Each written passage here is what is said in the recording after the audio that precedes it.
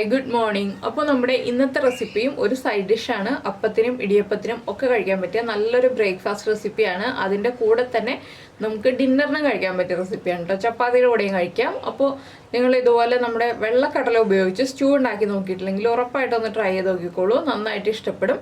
വെള്ളക്കടല ഇല്ലയെന്നുണ്ടെങ്കിൽ black കടല ഉപയോഗിച്ചും ചെയ്യാം. പക്ഷെ കൂടുതൽ ഭംഗിയും ടേസ്റ്റും വെള്ളക്കടലയാണ്. എന്താണെന്ന് വെച്ചാൽ നമുക്ക് കറുത്ത കടല ഉപയോഗിച്ച് ചെയ്യുമ്പോൾ ഈ ഒരു കളറായിരിക്കില്ല കിട്ടുന്നത്, കറുത്ത കടലയുടെ ആ ഒരു കളറായിരിക്കും കിട്ടുന്നത് കടല വേവിച്ച വെള്ളമൊക്കെ ചേർക്കുമ്പോൾ.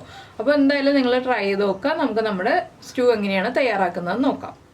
നമുക്ക് നമ്മുടെ ഇൻഗ്രീഡിയൻസ് നോക്കാം. നമ്മളിപ്പോൾ കടല വെള്ളത്തിൽ സോക്ക് ചെയ്തെടുത്തിട്ടുണ്ട്. ഞാനിത് 3/4 കപ്പ് കടലയാണ് എടുത്തിരിക്കുന്നത്. പക്ഷെ ഞാൻ ഈ കറിക്ക് വേണ്ടിയിട്ട് 1/4 കപ്പ് കടല ഇതിൽ നിന്ന് എടുക്കുന്നുള്ളൂ. ഞാനിപ്പോൾ വേറെ കറിക്കും കൂടി വേണ്ടിയിട്ടാണ് ഒരുമിച്ച് 3/4 കപ്പ് കടല സോക്ക് ചെയ്തെടുത്തത്.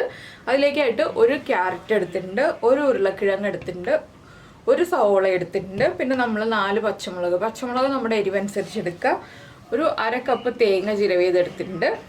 അപ്പോൾ ആദ്യം നമുക്ക് കടല വേവിക്കാൻ വയ്ക്കാം. എന്താണെന്ന് വെച്ചാൽ കടലയുടെയും ഉരുളക്കിഴങ്ങിൻ്റെയും ക്യാരറ്റിൻ്റെയും വേവിൽ വ്യത്യാസമുണ്ട്. അപ്പോൾ രണ്ടും കുക്കറിലാണ് വേവിക്കാൻ വയ്ക്കുന്നത്. 2 കുക്കറിലായിട്ട് രണ്ടും വേവിക്കാൻ വയ്ക്കാം. ആദ്യം ക്യാരറ്റ് ഉരുളക്കിഴങ്ങൊന്ന് കട്ട് ചെയ്തെടുക്കട്ടെ. കടലയിലേക്ക് ഉപ്പ് മാത്രം ചേർത്തിട്ടാണ് നമ്മൾ വേവിക്കുന്നത്. വേറെ ഇൻഗ്രീഡിയൻസ് ഒന്നും ചേർക്കുന്നില്ല, മഞ്ഞൾപ്പൊടി മുളക് പൊടി ഒന്നും ചേർക്കുന്നില്ല.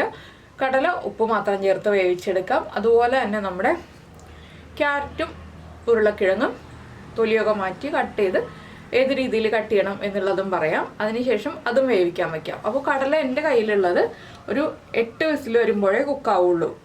എത്ര സമയം സോക്ക് ചെയ്താലും 8 വിസിൽ വരുമ്പോഴേ കുക്കാവുള്ളൂ. ക്യാരറ്റ് ഉരുളക്കിഴങ്ങ് 2 വിസിൽ കുക്കാവും. അതുകൊണ്ടാണ് ഞാൻ 2ആയിട്ട് കുക്ക് ചെയ്യുന്നത്. നിങ്ങളുടെ കയ്യിലുള്ള കടല 2 വിസിലോ 3 വിസിലോ കുക്കാവുന്നതാണെങ്കിൽ ഉരുളക്കിഴങ്ങും കടലയും ഒരുമിച്ച് തന്നെ വേവിക്കാം കേട്ടോ. ഇത് 3 ചേർത്തിട്ട് ഒരുമിച്ച് തന്നെ വേവിക്കാം. അപ്പോൾ ഞാൻ ഈ കടല ആദ്യം വേവിക്കാൻ വയ്ക്കട്ടെ. അപ്പോൾ നമ്മൾ നമ്മുടെ കടല കുക്ക് ചെയ്യാൻ വെച്ചു. അതിനുശേഷം സവോളയും പച്ചമുളകും ക്യാരറ്റും ഉരുളക്കിഴങ്ങും കട്ട് ചെയ്തെടുത്തിട്ടുണ്ട്. ക്യാരറ്റും ഉരുളക്കിഴങ്ങും എന്താ ഈ ഒരു വലിപ്പത്തിലാണ് കട്ട് ചെയ്തെടുത്തിട്ടുള്ളത്. ഒരുപാട് വലിയ പീസുകളുമല്ല, എന്നാൽ അധികം ചെറിയ പീസുകളുമല്ല. എന്താണെന്ന് വെച്ചാൽ നമ്മുടെ കടലയുടെ ഏകദേശം വലിപ്പത്തോട് അടുത്ത് നിൽക്കുന്ന രീതിയിൽ കുക്കായി വരുമ്പോൾ കടലയുടെ വലിപ്പം കിട്ടുന്ന രീതിയിൽ വേണം നമ്മൾ ഉരുളക്കിഴങ്ങും ക്യാരറ്റും കട്ട് ചെയ്തെടുക്കാൻ. സവോള നീളത്തിൽ കട്ട് ചെയ്തിട്ട് അതൊന്ന് കുറുകെ കട്ട് ചെയ്ത് വെച്ചിട്ടുണ്ട്. പച്ചമുളക് സ്പ്ലിറ്റ് ചെയ്ത് വെച്ചിട്ടുണ്ട്. ഇനിയിപ്പോൾ നമുക്ക് ഉരുളക്കിഴങ്ങും ക്യാരറ്റും കൂടി കുക്ക് ചെയ്യാൻ വയ്ക്കാം. ഇത് നമുക്ക് മൺചട്ടിയിൽ വയ്ക്കാം, ഇല്ലെങ്കിൽ കുക്കറിൽ വയ്ക്കാം. ഞാനിപ്പോൾ കുക്കറിലാണ് വയ്ക്കാൻ പോകുന്നത്. ഉപ്പ് മാത്രം ചേർത്താണ് ഇതും വേവിക്കാൻ പോകുന്നത്. കുക്കറിലേക്ക് ഇട്ടിട്ട് 2 വിസിൽ വരുന്നത് വരെയാണ് വേവിക്കുന്നത്. നിങ്ങളുടെ കുക്കറിൽ വേഗം കുക്കാവുന്നുണ്ടെങ്കിൽ 1 വിസിൽ വരുന്നത് വരെ കുക്ക് ചെയ്യാം. അതൊക്കെ നമ്മുടെ കുക്കറിനെ ബേസ് ചെയ്തിരിക്കും. അപ്പോൾ ഇതെല്ലാം കുക്ക് ചെയ്യാൻ വെച്ച് കഴിഞ്ഞിട്ട് വേണം നമുക്ക് അരപ്പ് റെഡിയാക്കാൻ. അപ്പോൾ ഞാനിത് കുക്ക് ചെയ്യാൻ വയ്ക്കട്ടെ. അതിനുശേഷം നമുക്ക് അരപ്പ് റെഡിയാക്കാം. നമ്മളിപ്പോൾ അരപ്പ് റെഡിയാക്കാനായിട്ട് മിക്സിയുടെ ജാറിലേക്ക് കുറച്ച് ക്യാഷ്നട്ട്, നമുക്ക് ഇഷ്ടമുള്ള അളവിൽ ക്യാഷ്നട്ട് ചേർക്കാം. അതുപോലെ തന്നെ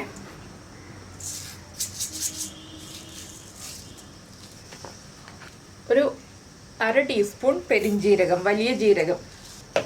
പിന്നെ നമ്മൾ ചേർക്കുന്നത് നമ്മൾ എടുത്തു വെച്ചിരിക്കുന്ന 1/2 കപ്പ് തേങ്ങ ചിരവിയത്. ഇത് ചേർത്തിട്ട് നന്നായിട്ട് അരച്ചെടുക്കാം. പിന്നെ ഈ അരപ്പിന് പകരമായിട്ട് വേറൊരു ഓപ്ഷനും കൂടിയുണ്ട്, ഞാൻ പറയാം. പെരിഞ്ജീരകം പൊടിച്ചതും കാഷ്യൂനട്ട് വെള്ളത്തിൽ സോക്ക് ചെയ്ത് പേസ്റ്റ് ആക്കിയതും തേങ്ങാപ്പാലും ചേർത്തിട്ടും നമുക്ക് ഈ റെസിപ്പി ചെയ്യാം. പക്ഷെ കൂടുതൽ ടേസ്റ്റ് ഇതുപോലെ അരച്ച് ചെയ്യുമ്പോഴാണ് കൂടുതൽ കറി കുറുകി വരുന്നത്. തേങ്ങാപ്പാൽ ചേർക്കുമ്പോൾ തേങ്ങയുടെ 1-ാം പാലും 2-ാം പാലും ചേർക്കേണ്ടി വരും. അതുകൊണ്ടാണ് നമ്മൾ ഇതുപോലെ ചെയ്യുന്നത്. അപ്പോൾ ഞാനിത് അരച്ചെടുക്കട്ടെ. നിങ്ങൾ ഏത് മെത്തേഡാണെന്ന് വെച്ചിട്ടുണ്ടെങ്കിൽ ആ മെത്തേഡിൽ ചെയ്യാം. അപ്പോൾ നമ്മുടെ തേങ്ങയും കാഷ്യൂനട്ടും ഒക്കെ ചേർത്ത് നമ്മളിത് നന്നായിട്ട് അരച്ചെടുത്തിട്ടുണ്ട്. ഇനി നമുക്കിത് മാറ്റി വയ്ക്കാം. നമ്മുടെ കുക്കറിന് 2 വിസിലൊക്കെ വന്ന് പ്രഷറൊക്കെ പോയി കഴിഞ്ഞിട്ട് നമുക്ക് ബാക്കിയുള്ള കാര്യങ്ങൾ ചെയ്യാം.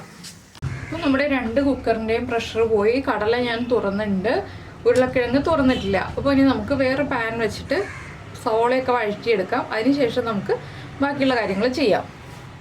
അപ്പോൾ നമ്മുടെ വെളിച്ചെണ്ണ ചൂടായിട്ടുണ്ട്. ഞാൻ പാനിലേക്ക് വെളിച്ചെണ്ണയാണ് ചേർത്തിട്ടുള്ളത്. ഇതിലേക്ക് ഒരു 4 ഗ്രാമ്പു, 2 ഏലക്ക, അതുപോലെ തിക്നെസ് കുറഞ്ഞ പട്ട ആയതുകൊണ്ട് ഇതുപോലെ കുറച്ച് അധികം പട്ട ചേർക്കുന്നുണ്ട്. പിന്നെ നമ്മൾ ചേർക്കുന്നത് ഒരു 1/4 ടീസ്പൂൺ കുരുമുളക്.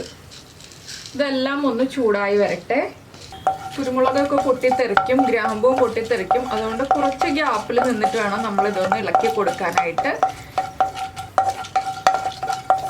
ഇതിലേക്ക് ഇനി നമ്മൾ എടുത്തു വച്ചിരിക്കുന്ന സവോളയും പച്ചമുളകും ചേർത്ത് കൊടുക്കാം. സവോളയും പച്ചമുളകും ഇനി ഒന്ന് കുക്കായി വരുന്നത് വരെ ഇളക്കി കൊടുക്കുക. ഇതിലേക്ക് കുറച്ച് കറിവേപ്പിലയും കൂടി ചേർത്ത് കൊടുക്കാം. ഒരു 2 തണ്ട് കറിവേപ്പില ചേർക്കുന്നുണ്ട്. പിന്നെ സവോള ഒന്ന് നന്നായിട്ട് ട്രാൻസ്പെറൻ്റ് ആയി വരണം, ലൈറ്റായിട്ടൊന്ന് ബ്രൗൺ ഷെയ്ഡായി തുടങ്ങണം. ആ ഒരു പാകത്തിൽ നമ്മൾ ഇളക്കി കൊടുക്കുക. ഒരുപാട് അങ്ങോട്ട് ബ്രൗൺ ആയി പോകണ്ട, ചെറുതായിട്ടൊന്ന് ബ്രൗൺ ആയി തുടങ്ങണം. അതുവരെ ഞാൻ ഇളക്കിക്കൊണ്ടിരിക്കട്ടെ. ഇപ്പോൾ നമ്മുടെ സവോളയുടെ കളറൊന്ന് ചെറുതായിട്ട് ചേഞ്ച് ആവാൻ തുടങ്ങിയിട്ടുണ്ട്. നമുക്ക് ഈ സമയത്ത് ഇതിലേക്ക് ജിഞ്ചർ ഗാർലിക് പേസ്റ്റ് ചേർത്ത് കൊടുക്കാം. ജിഞ്ചർ ഗാർലിക് പേസ്റ്റ് അല്ല നിങ്ങൾ ഇഞ്ചിയും വെളുത്തുള്ളിയാണ് ചേർക്കുന്നതെന്നുണ്ടെങ്കിൽ ഒരു 4 അല്ലി വെളുത്തുള്ളിയും അതുപോലെ ഒരു പീസ് ഇഞ്ചിയും ഒന്ന് ചതച്ച് ചേർക്കാം കേട്ടോ. മുറിച്ച് ചേർക്കുന്നതിനേക്കാൾ ടേസ്റ്റ് ചതച്ച് ചേർക്കുമ്പോഴാണ്. ഞാനിപ്പോൾ എളുപ്പത്തിന് ജിഞ്ചർ ഗാർലിക് പേസ്റ്റാണ് ആഡ് ചെയ്യുന്നത്. അതൊക്കെ നമ്മുടെ ഇഷ്ടം പോലെ ഏതാണെന്ന് വെച്ചാൽ ചേർക്കാം. ഇനി ഇതും കൂടി ചേർത്തിട്ട് 1 മിനിറ്റ് ഒന്ന് ഇളക്കി കൊടുക്കുക. നന്നായിട്ട് ആ ജിഞ്ചർ ഗാർലിക് പേസ്റ്റിൻ്റെ റോ ടേസ്റ്റ് മാറി വരുന്നത് വരെ ഇളക്കി കൊടുക്കുക. പിന്നെ നമ്മുടെ സവോളയുടെ കളർ മാറരുതെന്ന് പറയുന്നതിൻ്റെ കാര്യം എന്താണെന്ന് വെച്ചാൽ സവോളയുടെ കളർ മാറിയിട്ടുണ്ടെങ്കിൽ നമ്മുടെ കറിയുടെ കളർ തന്നെ മാറിപ്പോവും. അതുകൊണ്ടാണ് സവോളയുടെ കളർ മാറാതെ നമ്മൾ വഴറ്റിയെടുത്തിട്ട് ബാക്കിയുള്ള കാര്യങ്ങളൊക്കെ ആഡ് ചെയ്യുന്നത്. ഇനിയിപ്പോൾ ഇതൊന്ന് കുക്കായി വരട്ടെ. അപ്പോൾ ഇതിലേക്ക് നിങ്ങൾക്ക് മഞ്ഞ കളറിൽ മതി സ്റ്റൂ എന്നുണ്ടെങ്കിൽ മഞ്ഞൾപ്പൊടിയൊക്കെ ചേർക്കാം. ഞാനിപ്പോൾ വൈറ്റ് കളറിൽ തന്നെയാണ് സ്റ്റൂ ചെയ്യുന്നത്. പൊതുവേ സ്റ്റൂവിൻ്റെ കളർ വൈറ്റ് ആണല്ലോ. ചില സ്റ്റൂവിന് മാത്രമേ നമ്മൾ ചെറിയൊരു കളർ ചേഞ്ച് കൊടുക്കാറുള്ളൂ, ഒരു ലൈറ്റ് ഐവറി യെല്ലോയിഷ് ഷെയ്ഡ് കൊടുക്കാറുള്ളൂ. അപ്പോൾ നമ്മുടെ ഇഷ്ടത്തിനനുസരിച്ച് കളറിൽ വ്യത്യാസം വരുത്താം. അപ്പോൾ പച്ചമുളകിൻ്റെ എരിവ് മതി കേട്ടോ ഈ ഒരു കറിക്ക്. അല്ലാതെ നമ്മളിനി കുരുമുളക് പൊടിയോ മുളക് പൊടിയോ ഒന്നും ചേർക്കേണ്ട ആവശ്യമില്ല. എരിവുള്ള പച്ചമുളകാണെങ്കിൽ 4 പച്ചമുളക് ഉണ്ടെങ്കിൽ കറക്റ്റായിരിക്കും എരിവ്. അല്ലെങ്കിൽ നിങ്ങളുടെ എരിവനുസരിച്ച് പച്ചമുളകിൻ്റെ എണ്ണം തീരുമാനിക്കാമെന്ന് ഞാൻ പറഞ്ഞിരുന്നു കേട്ടോ നേരത്തെ.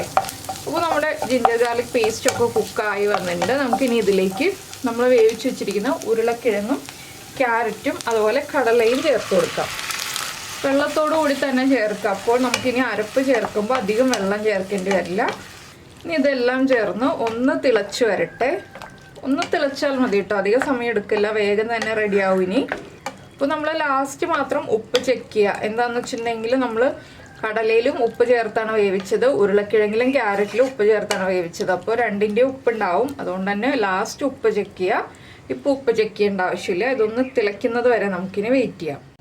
അപ്പോൾ നമ്മുടെ കറി ഇതാ ചെറുതായിട്ട് തിളച്ച് തുടങ്ങിയിട്ടുണ്ട്. ഇനിയിപ്പോൾ നമുക്കിതിലേക്ക് നമ്മൾ അരച്ച് വെച്ചിരിക്കുന്ന അരപ്പ് ചേർത്ത് കൊടുക്കാം. അരപ്പ് ചേർത്തിട്ട് ഒരുപാട് വെള്ളം ചേർക്കരുത്, കുറച്ച് വെള്ളം ചേർക്കുക. വെള്ളം ആവശ്യമാണെങ്കിൽ, വെള്ളം ആവശ്യമില്ലെങ്കിൽ ചേർക്കേണ്ട ആവശ്യമില്ല കേട്ടോ. അരപ്പ് ചേർത്തിട്ട് ഒന്ന് ഇളക്കി നോക്കുക. കുറുകി വരുമ്പോൾ, ഒരുപാട് കുറുകി വരികയാണെങ്കിൽ മാത്രം നമ്മൾ വെള്ളം ചേർക്കുക. ഞാനിപ്പോൾ വെള്ളം ചേർക്കുന്നില്ല. എന്താണെന്ന് വെച്ചാൽ അധികം കുറുകിയിട്ടില്ല കണ്ടോ. ഇനി ഒന്ന് തിളച്ച് വരുമ്പോൾ, ഇനി ഒന്ന് ചൂടായി വരുമ്പോൾ, നമ്മുടെ കാഷ്നട്ടൊക്കെ ഒന്ന് ചൂടായി വരുമ്പോൾ ഒന്നുകൂടി കുറുകി വരും. അത്രയും മതി നമുക്ക്. ഒരുപാട് ലൂസായിട്ടുള്ള ഗ്രേവി അല്ല വേണ്ടത്. പിന്നെ അപ്പത്തിൻ്റെ കൂടെ ആണെങ്കിലും ഇടിയപ്പത്തിൻ്റെ കൂടെ ആണെങ്കിലും ഒക്കെ ലൂസായിട്ടുള്ള ഗ്രേവി ആവുന്നതിന് പകരം ഇതുപോലൊരു കൺസിസ്റ്റൻസിയിൽ ഇരിക്കുകയാണ് നല്ലത്. അപ്പോൾ ഇനി നമുക്കിതിലേക്ക് 1 പിഞ്ച് പഞ്ചസാരയും കൂടി ചേർത്ത് കൊടുക്കാം. 1 പിഞ്ച് മതി, അധികം വേണ്ട. നമ്മളൊന്ന് ഇളക്കി കൊടുത്തുകൊണ്ടിരിക്കുക. ഇനി നമുക്ക് ഉപ്പൊക്കെ ചെക്ക് ചെയ്യാം. ഉപ്പ് കുറവാണെങ്കിൽ ഉപ്പ് ആഡ് ചെയ്ത് കൊടുക്കാം. അതുപോലെ എരിവ് കുറവാണെങ്കിൽ 1-2 പച്ചമുളക് സ്പ്ലിറ്റ് ചെയ്ത് ചേർക്കാം കേട്ടോ. ഞാൻ പറഞ്ഞല്ലോ അധികം എരിവുള്ള കറിയല്ല, അത്യാവശ്യം ഒരു മീഡിയം എരിവുള്ള രീതിയിലാണ് നമ്മൾ ഈ ഒരു കറി ചെയ്യുന്നത്. അപ്പോൾ നിങ്ങൾക്ക് ഈ ഒരു റെസിപ്പി ഇഷ്ടമായി എന്ന് വിചാരിക്കുന്നു. നമ്മൾ സാധാരണ കടല ഉപയോഗിച്ച് കടലക്കറി അല്ലെങ്കിൽ ചന മസാല ഇതാണ് പൊതുവെ ചെയ്യാറുള്ളത്, അല്ലെങ്കിൽ കടല റോസ്റ്റ് ചെയ്യാറുണ്ട്. അപ്പോൾ ഇതുപോലെ ഒരു സ്റ്റൂ നിങ്ങൾ ഉണ്ടാക്കി നോക്കിയിട്ടില്ലെങ്കിൽ ഉറപ്പായിട്ടും ഒന്ന് ട്രൈ ചെയ്ത് നോക്കിക്കോളൂ, നന്നായിട്ട് ഇഷ്ടപ്പെടും. അപ്പത്തിനും ഇടിയപ്പത്തിനും ചപ്പാത്തിക്കും ഒക്കെ കൂടെ കഴിക്കാൻ നല്ലൊരു റെസിപ്പിയാണ്. അപ്പോൾ എന്തായാലും എല്ലാവരും ട്രൈ ചെയ്ത് നോക്കിയിട്ട് ഫീഡ്ബാക്കൊക്കെ അറിയിക്കുക. അതുപോലെ തന്നെ നമ്മുടെ ചാനൽ ആദ്യമായിട്ട് കാണുകയാണെങ്കിൽ നമ്മുടെ വീഡിയോ പ്രസൻറ്റ് ചെയ്യുന്ന രീതിയൊക്കെ ഇഷ്ടമായെന്നുണ്ടെങ്കിൽ നമ്മുടെ ചാനലൊന്ന് സബ്സ്ക്രൈബ് ചെയ്ത് സപ്പോർട്ട് ചെയ്യണേ. സബ്സ്ക്രൈബ് ചെയ്യുന്നതിന് ഈ വീഡിയോയുടെ താഴെയുള്ള റെഡ് സബ്സ്ക്രൈബ് ബട്ടൺ ഒന്ന് ക്ലിക്ക് ചെയ്യുക. അതിൻ്റെ റൈറ്റ് സൈഡിലുള്ള ബെല്ലൈക്കണും ക്ലിക്ക് ചെയ്യുക. അപ്പോൾ ഓളെന്ന് പറഞ്ഞിട്ടൊരു ഓപ്ഷൻ കാണാം. ആ ഓളും കൂടി പ്രസ് ചെയ്തിട്ടുണ്ടെങ്കിൽ ഞാൻ എപ്പോഴും വീഡിയോ അപ്ലോഡ് ചെയ്യുമ്പോൾ നിങ്ങൾക്ക് നോട്ടിഫിക്കേഷൻ വരും. കറി തിളച്ചു പോകാതിരിക്കാനാണ് കേട്ടോ ഞാൻ ഇതുപോലെ ഇളക്കിക്കൊണ്ടിരിക്കുന്നത്. ഇനിയിപ്പോൾ നമ്മൾ നോക്കുക, ചെറിയ ബബിൾസൊക്കെ വന്ന് തുടങ്ങുന്നുണ്ടെങ്കിൽ നമുക്ക് ഫ്ലെയിം ഓഫ് ചെയ്യാം. ഉപ്പൊക്കെ ഒന്ന് ചെക്ക് ചെയ്തിട്ട് കറക്റ്റ് ആണെങ്കിൽ നമുക്ക് ഫ്ലെയിം ഓഫ് ചെയ്യാം കേട്ടോ. ചെറിയ ബബിൾസൊക്കെ വന്ന് തുടങ്ങുന്നുണ്ട്, ചെറുതായിട്ടേ വരുന്നുള്ളൂ. ഞാൻ ഫ്ലെയിം ഓഫ് ചെയ്യാണ്. എന്താണെന്ന് വെച്ചാൽ നമ്മൾ കാഷ്നട്ട് അരച്ചിരിക്കുന്നതുകൊണ്ട് തന്നെ കുറുകി വരും. അപ്പോൾ നിങ്ങൾ തേങ്ങാപ്പാലും കാഷ്നട്ടൊക്കെയാണ് ചേർക്കുന്നതെങ്കിൽ അത് ഇപ്പോഴല്ല, അത് വേറെ രീതിയാണ്. ഈ രീതിയിലല്ല കറി ഉണ്ടാക്കുന്നത്. അത് നമുക്ക് പിന്നീട് ഒരു ദിവസം ചെയ്യാം. അപ്പോൾ ഇതിലേക്ക് കുറച്ച് മല്ലിയില ഉണ്ടെങ്കിൽ ചേർത്ത് കൊടുക്കാം. മല്ലിയിലയും കൂടി ചേർത്തിട്ടുണ്ടെങ്കിൽ നമ്മുടെ സ്റ്റൂ പെർഫെക്റ്റ് ആയിക്കഴിഞ്ഞു. അപ്പോൾ എന്തായാലും എല്ലാവർക്കും ഈ ഒരു റെസിപ്പി ഇഷ്ടമായി എന്ന് വിചാരിക്കുന്നു. നമുക്ക് നമ്മുടെ അടുത്ത റെസിപ്പിയുമായിട്ട് നാളെ കാണാം.